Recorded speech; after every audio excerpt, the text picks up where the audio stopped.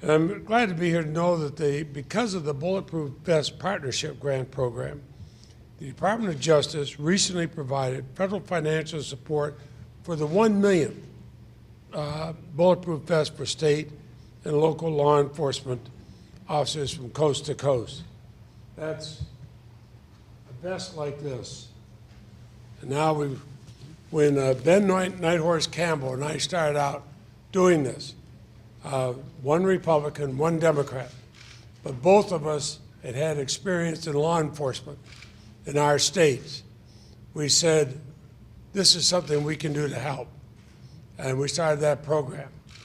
We thought it might be successful. I don't think either one of us knew we'd end up with 1 million of them. But I think now that there's 1 million reasons for Americans to feel good about what they've done, help protect our law enforcers. It's a milestone, but it also speaks to the success of the program. When I was a prosecutor, the men and women in law enforcement I considered my partners in enforcement.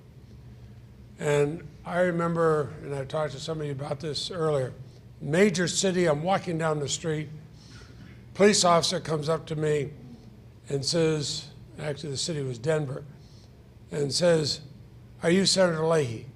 I said, "Yes, I am." He just tapped his chest, said, "Thank you." And tell you, I have never, ever forgotten that.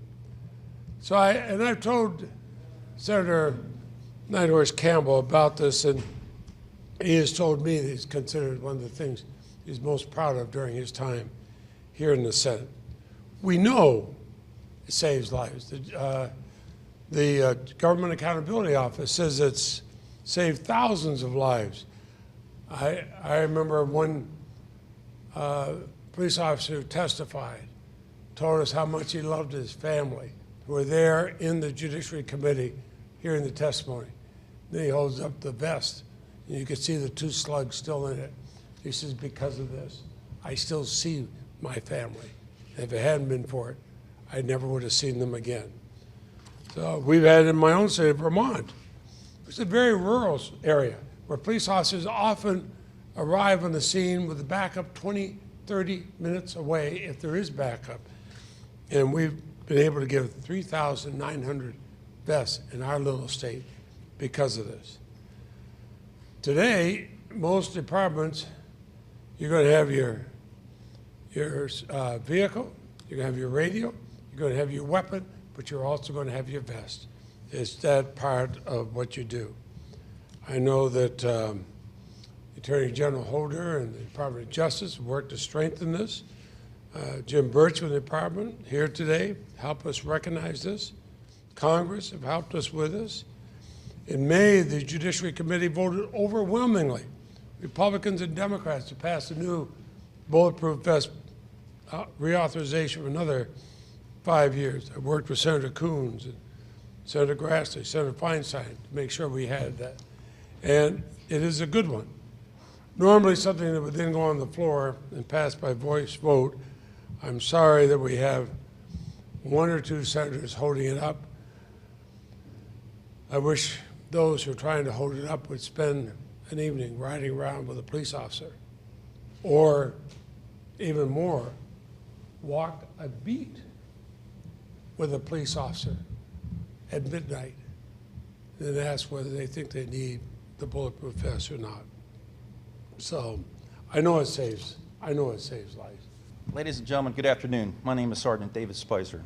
I'm an employee with the City of Dover Police Department in Dover, Delaware. I would like to briefly share my shooting incident with you that occurred on March 24, 2001. My partner, Doug Watts, and I were assigned to the Governor's Task Force. Our job was to look for probation violators, street-level drug dealers, and violent criminals who were breaking the law.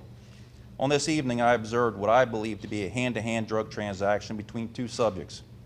I exited my patrol vehicle and engaged in a foot pursuit. After about 2/10 of a mile, my partner and I cornered one of the suspects. This person was not willing to go back to jail.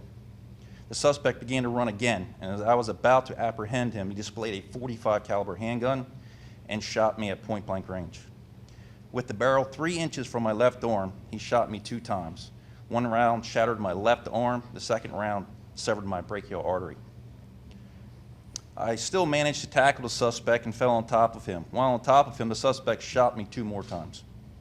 One round struck the badge on the left side of my chest, and the second round caused a 10-inch tear in my bulletproof vest. The suspect was also shot several times by my partner and I, and was apprehended a couple hours later. After numerous surgeries and extensive physical therapy, I managed to make it back to full duty. With the help of my partner and my bulletproof vest, I survived this incident. If the last bullet penetrated my vest, I would not be alive today. As a past president of the Fraternal Order Police Lodge 15, I am a strong supporter of the Bulletproof Vest Partnership Grant Reauthorization Act, and I know my fellow officers around the country support this partnership grant program as well. By ensuring our officers are protected, we can better serve the citizens we are so proudly authorized to protect. The Bulletproof Vest program is an important component of ensuring our officers receive the most advanced and safest equipment designed to protect the men and women who put their lives on the line every day. Officers across this country will continue to serve in the line of duty with or without the passage of this Reauthorization Act. It is our responsibility to these officers, their families, and community that we provide them with the level of protection needed to send them home safely every day. I want to thank you personally for my vest, sir. And without it, I would not have the distinguished opportunity to express my support on this milestone occasion for the Bulletproof Vest Partnership Grant. Thank you very much. Sergeant, thank you.